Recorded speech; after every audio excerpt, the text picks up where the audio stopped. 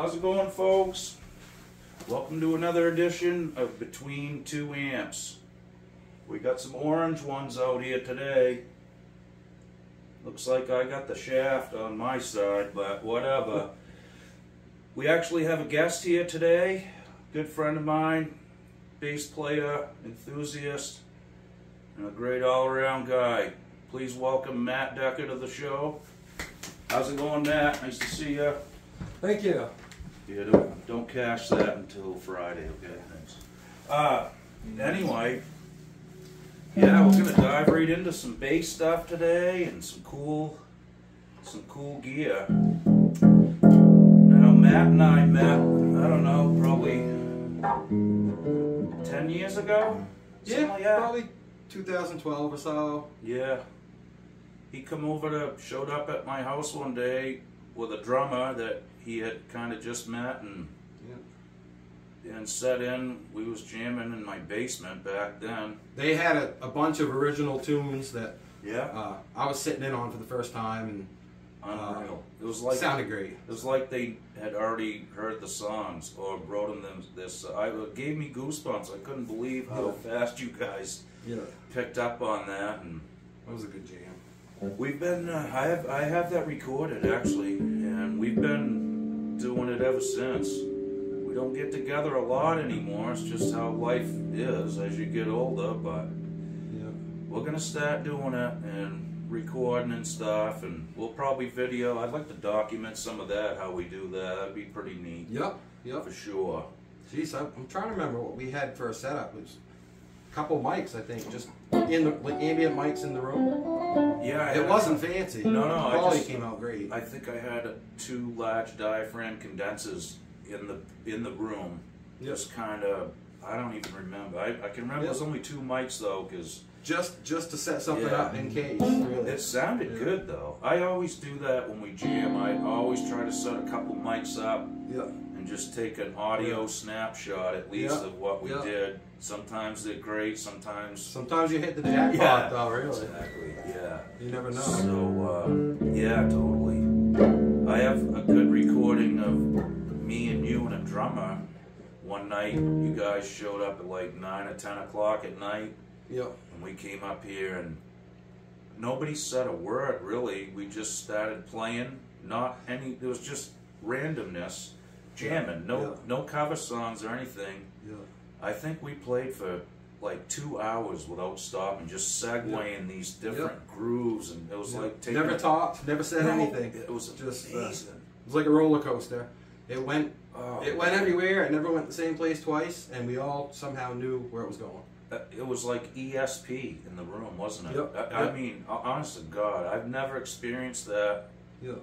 With only a couple other players in my life I mean, you could almost read each other's mind. Yeah, it was fun. We'll do that again. What do you got rocking there today? I know this is your favorite washburn one. There. Yeah, Washburn Ep.1 Bantam series. This was just a cheap bass I bought. It was a blowout sale, like Musician's Friend, for $100 or something.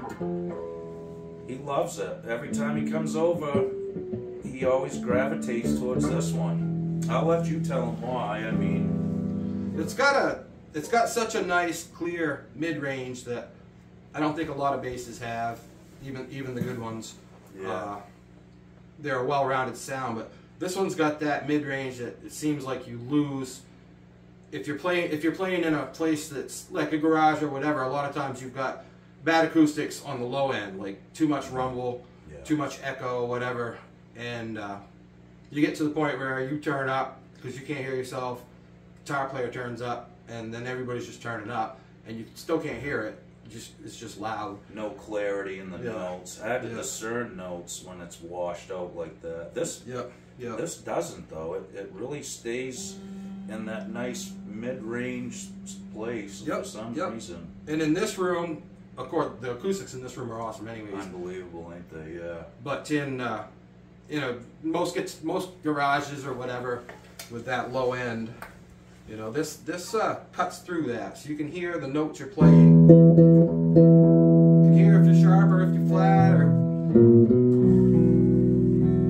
there's so much much more clarity right in the mid range. Yeah, it's not scooped out, right, washy. Yeah, not one of those deals where you can hear your frets on the high end and you can feel the low of your note on the low end, but you can't hear the middle. You could be out of tune. Yeah. You know what I mean? You can't tell what note you're playing. Yeah. But this you can, because it's got that mid.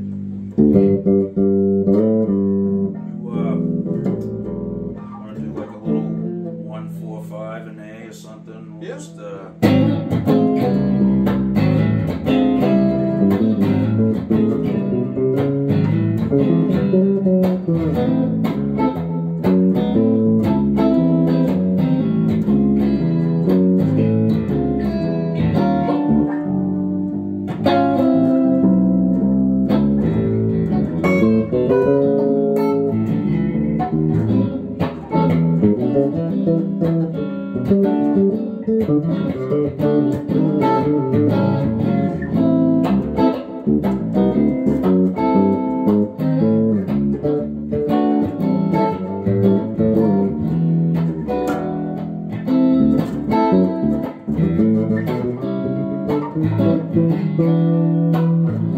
nice, man.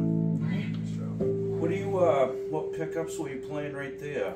That was actually on the bridge pickup. Was it? Yep. Nice. So that's got a 3-way switch with a volume and tone. Yeah. That sounds like the neck there, right? Nope, that's right in the middle. Is it? Yep. Yeah.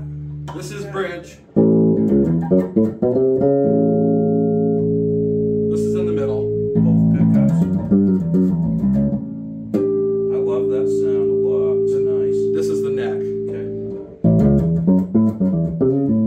That's pretty nice too. I think that's my favorite. Yeah, I guess I gotta say the Somehow, same thing. unless it's set up so that that's the middle. Could it be neck, bridge, neck, middle? You know, Would they do that? Because it's got that clarity of the. I think you're getting in the middle. You're getting the neck and like half of the other pickup in the back, possibly. But it does stay really clear. A lot of clarity on the neck and the middle. The bridge is still pretty fat, but it gets a little more bite to it. It seems like, doesn't it? Huh? Yep, we could raise that one up, I'm sure. Yeah, this thing needs a good setup. We've been kind of wrenching on it a little bit today, but it's a fun bass to play. That short scale is so much fun because you just get around it so much easier. Yeah, After playing a normal one. I think you're right there. That's Yeah.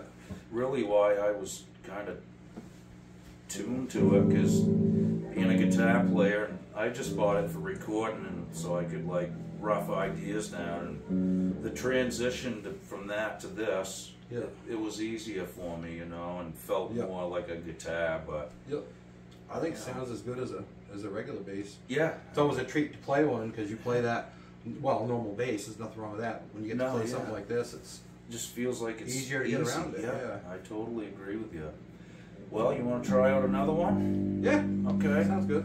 Let me dig something out, and we'll get something else going.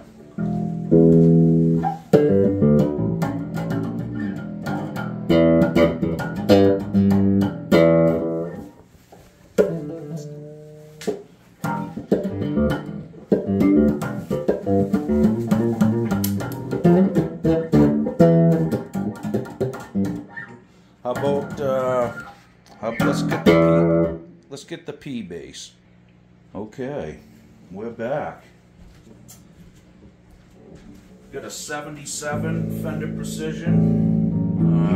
This one's mine. Matt has a nice one too. His is over here.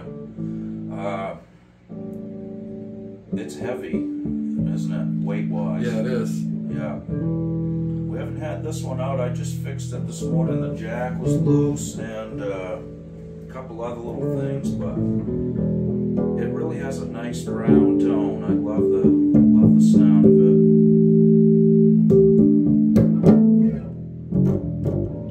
Is that because it's a bigger bass, do you think? I don't know. I know that makes a difference. I don't know. The weight, I don't really know. It's just The neck feels sturdier, or maybe bigger. Yeah, it's more wood to it. It's just one piece. That's not even capped on the Okay. fretboard. It's just a solid piece, and they put the truss rod in the back. Brass nut too. That's kind of odd, but it's a good playing bass. I like the sound of it. So. Yeah, It's got so it's got bass and treble. bass and treble, and The old thumb rest. yeah, thumb rest. And I found I got the ashtray that goes on the back, and it also has a chrome guard that went over the pickup. I remember that. Yeah. It has an ashtray too. Well, that's what they call them. That's what you. What was its main purpose? I'll show you. Well, everybody, I think it was more decoration, but so when they take them off, they use them as an ashtray. That goes over the. But yeah, that would go here. Is there a reason for that?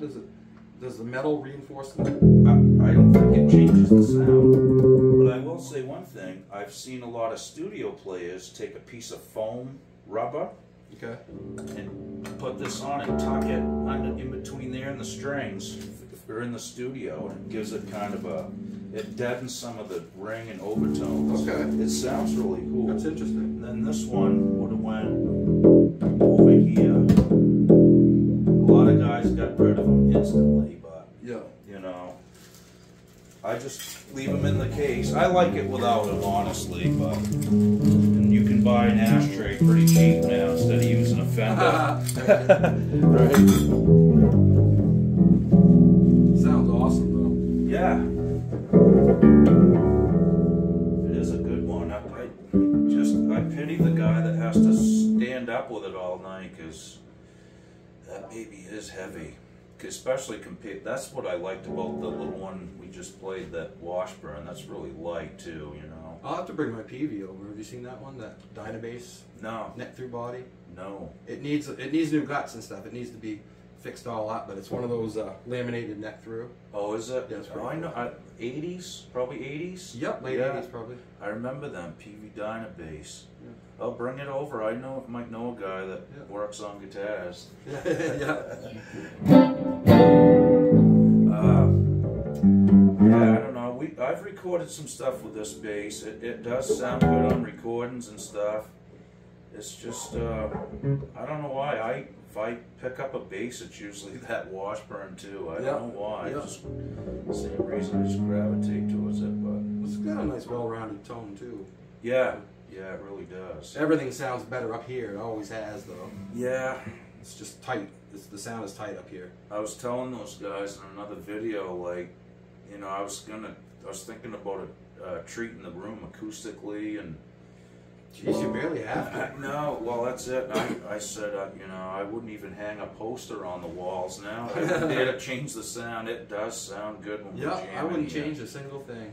It's crazy. I don't know if it's the dimensions. It's a Gambrel garage, but this part is longer and narrower. Yeah, and I think the angled ceilings help too some. Yep. But You probably got insulation up in there, right? yeah, it's all insulated good. And it's funny though, when we're jamming in here, that you can't tell where the sounds are coming from. It's like wearing headphones, really. Yeah. It's fun. We got to do some more of that. You gotta have Right. a big jam, yeah. Yeah. Find a drummer. We got to get a drummer in Willing here. to, It's tough to pin one down. We know some, but it's Most- hard getting everybody together. Well, and you most know. people, I know everybody knows a bunch of musicians, but most of them don't play anymore for whatever reason. Right. Life, but you know. Yeah. It's tough as we get older, that's for sure. Well, what else we got? What's this? How long have you Well, we had? could have a jam with this one. Oh yeah, okay. Sorry. Sorry, let's do that E to G. All right.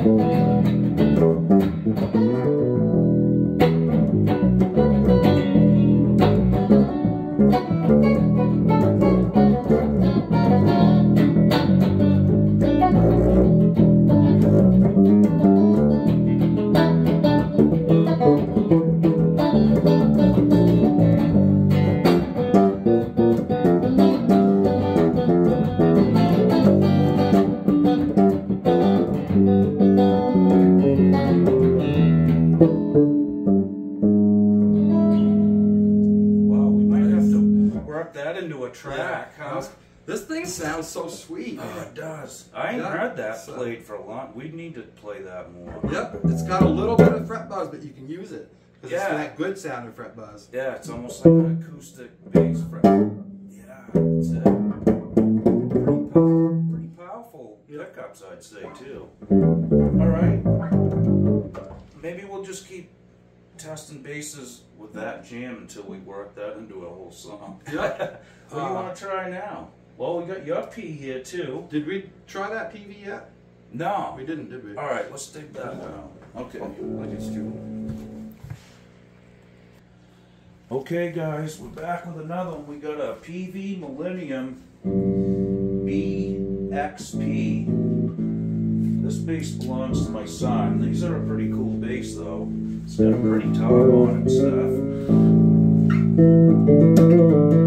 I'm gonna turn your up a little bit. Yeah.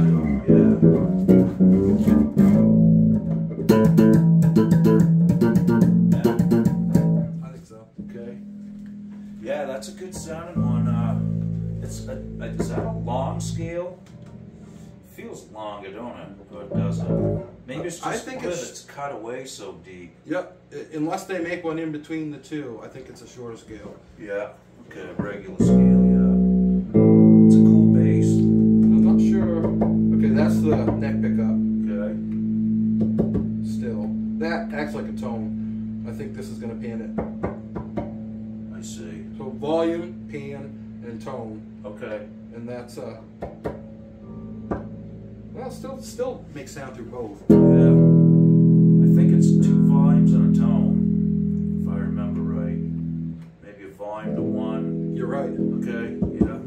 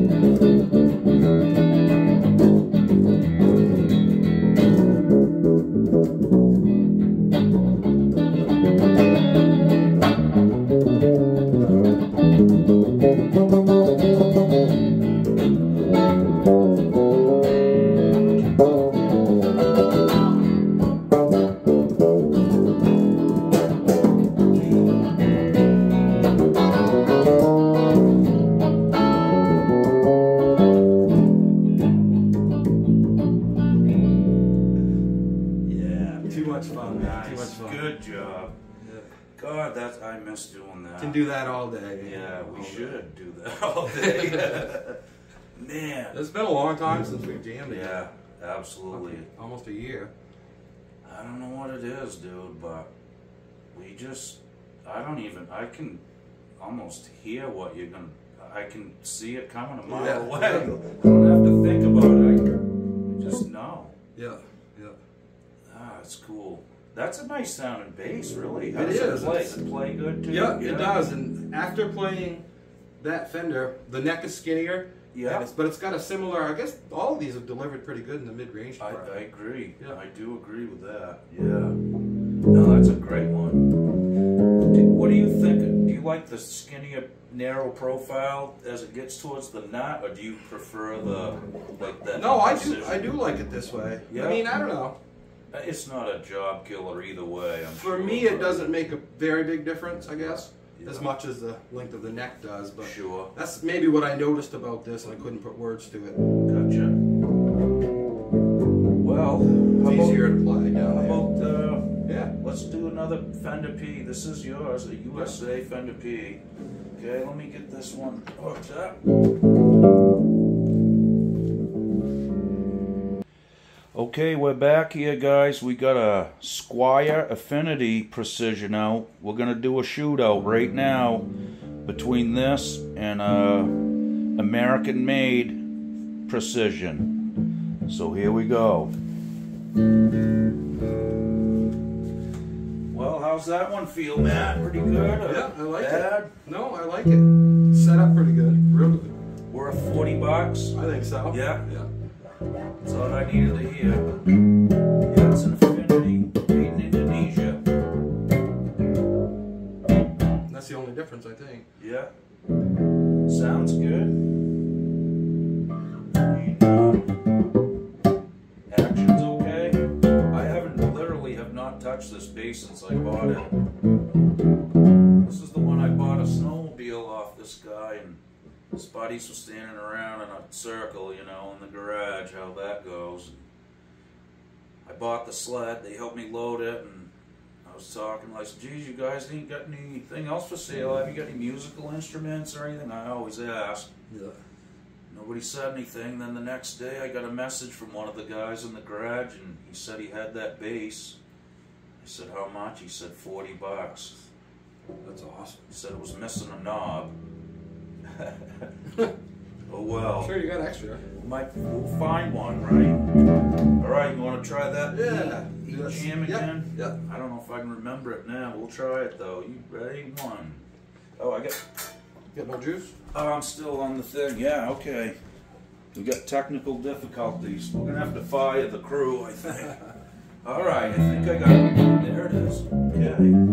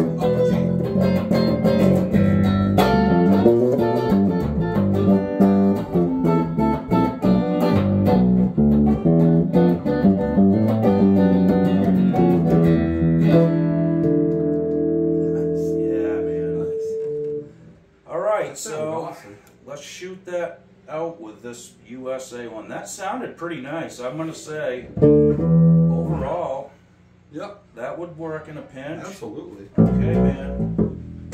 We'll set up again.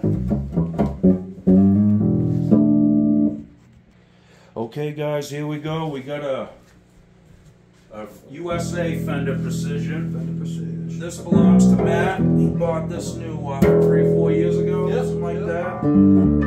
Let's see what it sounds like in comparison to the Squier Affinity. Ready? Yep.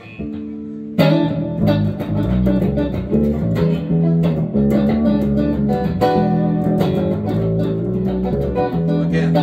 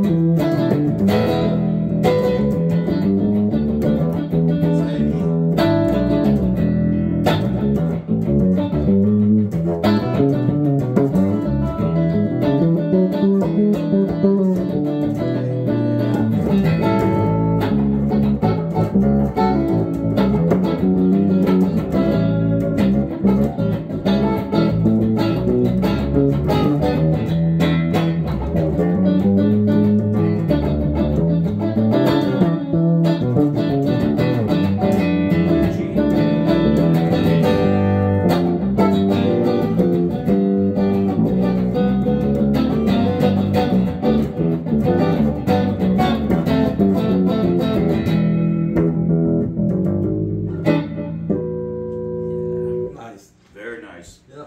That sounds good too, man. Yeah. I don't know. I'm. This has got I gotta clean the strings or put new strings on, and these are light gauge, and I wasn't sure if light gauge would make for a less tension and you could do more with them, or or if it made a difference at all, really. I gotta say, this one sounds more round and warm to me than the Squier. Yeah. I mean, they're not, you know, light years apart. No, they're I not. wouldn't say at all. No. That's a nice bass, though. It really is. I boil these strings is what I do, or get new ones. Boil them. Yeah. Yeah, we should order some. We'll get the right gauge, and we'll order some and do a string job on these things and clean them up and do a study on, just do a thing on strings, like yeah, whether, we should. Maybe a shootout on different gauges. That'd be a good thing. Yes, like let's do that. We'll order some different gauges, and we've got 3% Fender Peas here that are pretty close in sound. Yep. And that would be a good shootout, I think. Then guys can really, tell if there is a big difference in string gauge and a. I don't hear a lot of difference in tone on a guitar. Right. On an acoustic guitar, I definitely do. The bigger gauge strings, it's louder. It's kind of more responsive when you play it. Yeah, right. That kind of thing. But on an electric, I play 9 through 42s, 9 through 46, which are, most guys play 10s, which. Do you notice a difference in tension between the gauges? Yeah, I do. Because what I was shooting for was a little less tension when tuned up. Yeah. That I could kind of work with a little more, like rubber bands almost. Yeah. It is a lot easier on the neck too, the lighter gauge if you can get by with it, I think. But yeah. Well, all right, man. That wraps it up. That was a good shootout, I think, on all of them. What did we do? 4 or 5 bases today. Yep. Darn good job. Thanks for having me and definitely having you on the show. I should. Nice to be here. All right. Well, we're gonna do it again. All right, guys. Thanks for watching. We'll see you soon.